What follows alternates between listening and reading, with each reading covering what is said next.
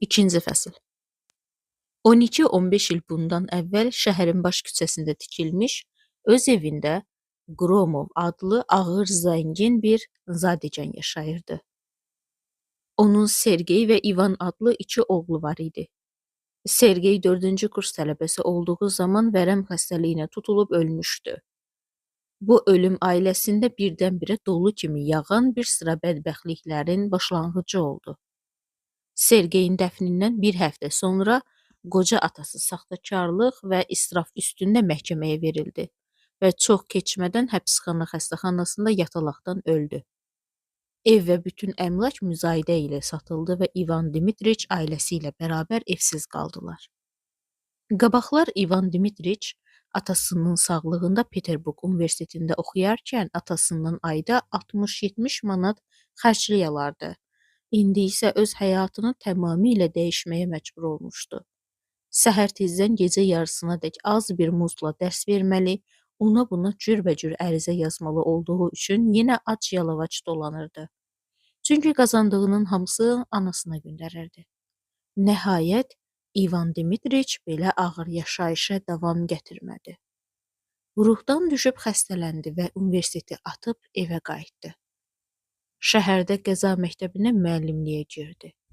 Lakin yoldaşları ilə yola getmədiyindən və şagirdlərin xoşuna gəlmədiyindən tez bir zamanda müəllimliyi buraxdı.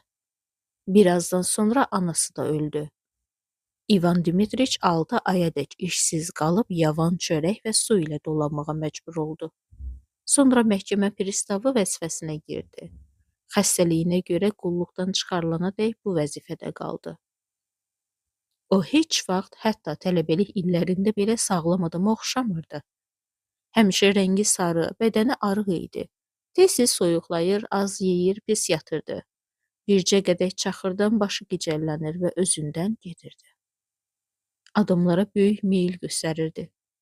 Lakin xasiyyətinin tündlüyü və vasvasılığı üzündən heç kəslə isinişə bilmirdi. Bu səbəbə görə özünə dost qazanmamışdı.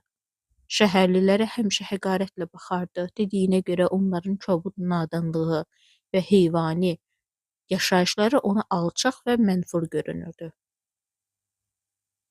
Tenor səsi ilə ucadan və qızğın danışardı. Səsində narazılıq və qəzəb, yaxud da vecd və heyrət olurdu. Onunla nə barədə danışırsan danış, tez söhbəti eyni şeyə çevirərdi. Şəhər həyatı adamı darıxdırır. Cəmiyyət ali məqsədlər ardınca getmir. Sönük, mənasız bir həyat sürür. Həyatı təcavüzlərlə, qaba əxlaqsızlıqlarla və ikiüzlülüklə boyayır. Alçaq adamlar toxt və üstü başlı olduq halda, namuslu adamlar ac-yalavac dolanırlar. Yeni məktəblər açmaq, düzgün bir istiqamət göstərən yerli qəzet, teatr, qiraətxana və ziyali qüvvələrin birliyi lazımdır. Cəmiyyət öz vəziyyətini düşünüb dəhşətə gəlməlidir. İvan Dimitriçin insanlar haqqında mühakimələri çox kəskin və qəti idi.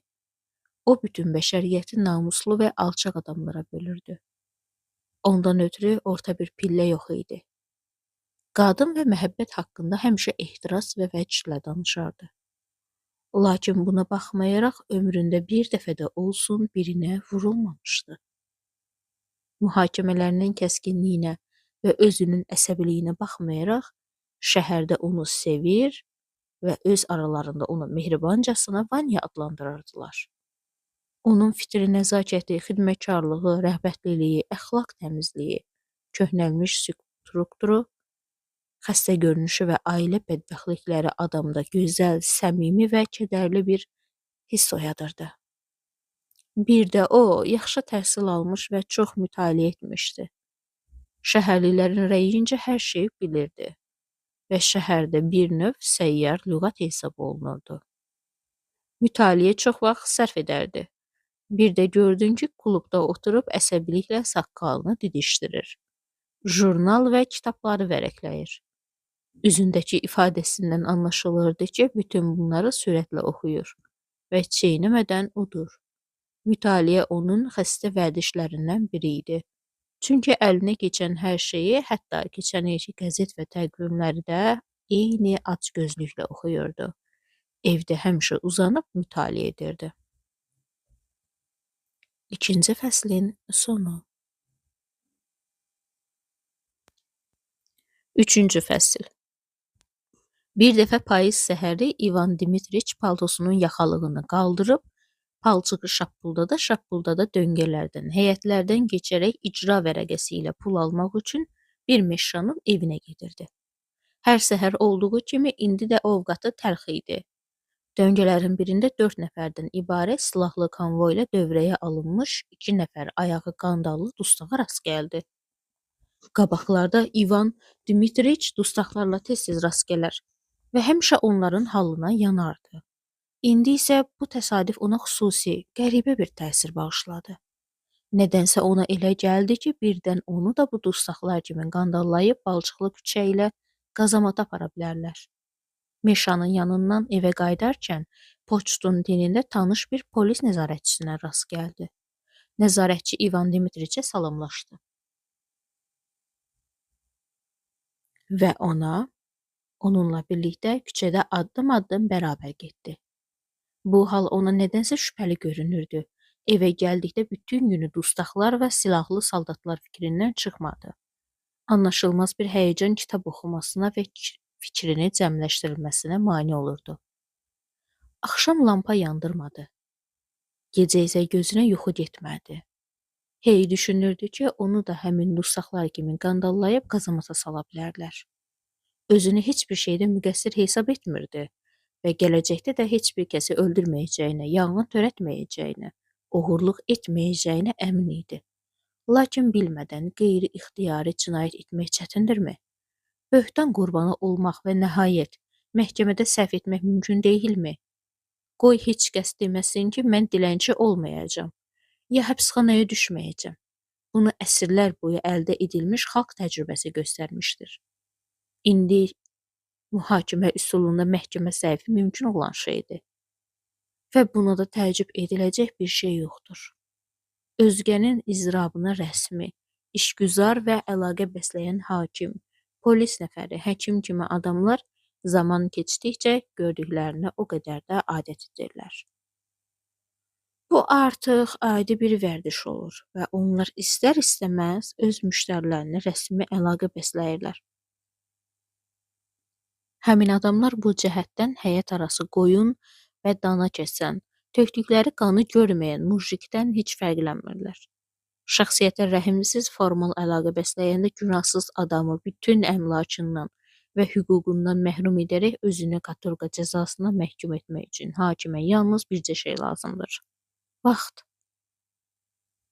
Bir para formal cəhətlərə riayət etmək üçün vaxt lazımdır ki, bunun üçün də hakimlərə maaş verib saxlayırlar.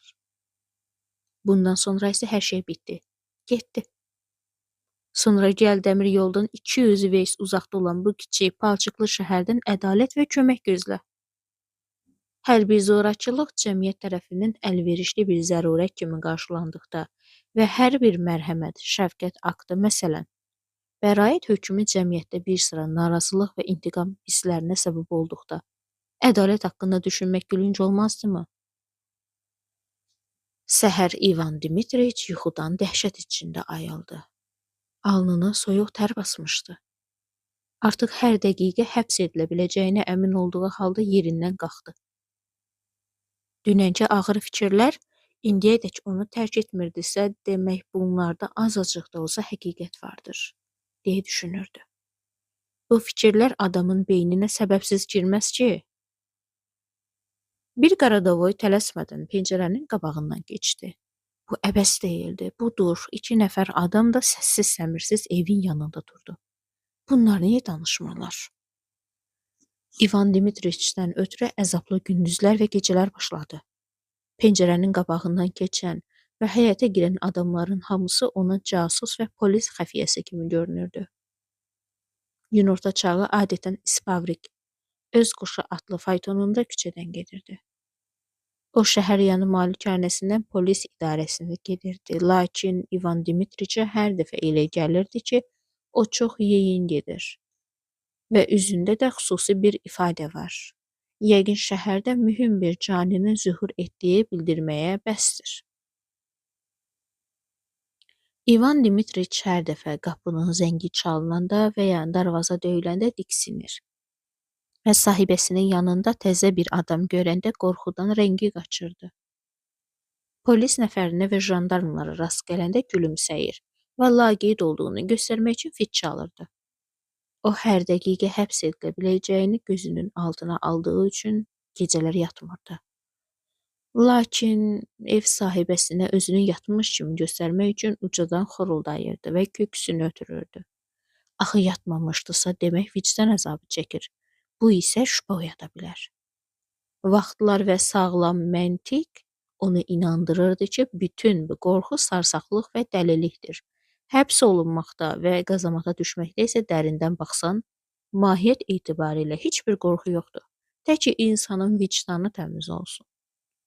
Lakin o nə qədər ağılla və məntiqlə mühakimə edirdisə, qəlbindəki təlaş da şiddətli və daha istirablı olurdu.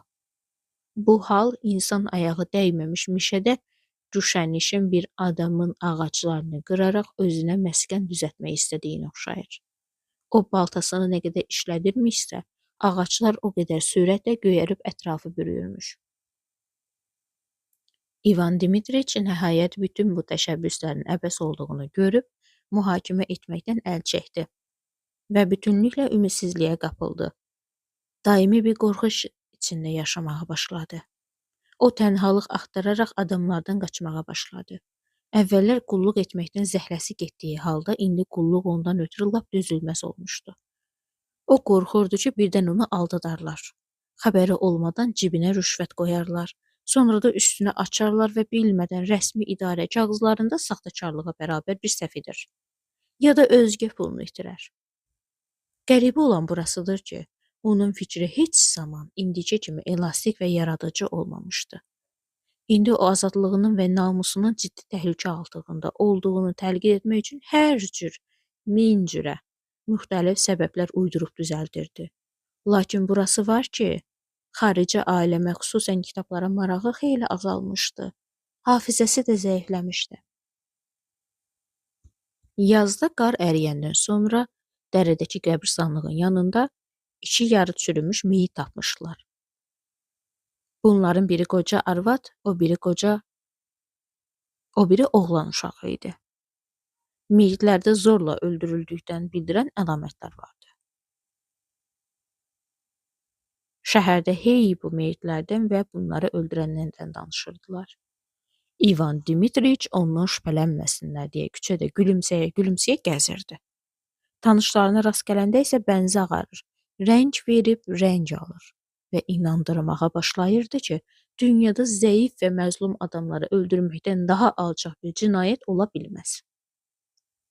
Lakin bu yalan çox çəkmədən onu yordu və biraz fikirləşib bu qərara gəldi ki, onun vəziyyətində olan bir adam üçün ən yaxşısı ev sahibəsinin ərzaq ambarında gizlənməkdir. Ambarda bir gün, bir gecə və daha bir gün qaldı. Bərk dondu, havanın qaralmasını gözləyib oğru kimi ambardan yavaşca çıxıb öz otağına getdi. Səhər açılana kimi ətrafdakı səslərə diqqətlə qulaq asaraq qımıldanmadan otağın ortasında dayanırdı. Səhər tezdən ev sahibəsinin yanına 2 nəfər peç qayıran gəldi. İvan Dimitriç bunların mətbəxdə peç qayırmaq üçün gəldiklərini bilirdi. Lakin qorxunun gücündən onları peç qayıran paltarı geymiş polis nəfərləri hesab etdi. Yavaşca otağından sevişib qorxu içərisində, başı açıq və sürtüksüz küçə ilə qaçmağa başladı. İtlər onun dalınca düşüb hüyrüşürdü. Arxasınca bir mujik bağırırdı. Hava qulaqlarında vıyıldayır, İvan Dimitriçə elə gəlirdi ki, güya bu saat dünyanın bütün zor və zülmü bir yerə toplaşıb. Onun dalınca qaçır, onu qovur. İvan Dimitriçi tutub evə gətirdilər və ev sahibəsini həkim dalınca göndərdilər. Haqqında irəlidə bəhs edəcəyimiz həkim Andrey Yefimiç xəstənin başına soyuq kompreks qoyulmağını tapşırdı. Dəfnə gilanar damcısı yazdı, qəmli-qəmli başını yırğaladı və gedərkən bir daha gəlməyəcəyini bildirdi. Çünki adamların dəli olmasına mane olmaq lazım deyildir. Evdə yaşamağa və müalicəyə vəsait olmadığından İvan Dimitriçi tezliklə xəstəliklər palatasına yerləşdirdilər. O gecələr yatmayıb şıltaqlıq edir. və xəstələrin rahatını pozurdu. Birazdan sonra Andrey Yevimiçin əmrinə görə 6 nömrəli palataya onu köçürdülər. Bir ildən sonra şəhərdə artıq İvan Dimitriçi yaddan çıxardılar.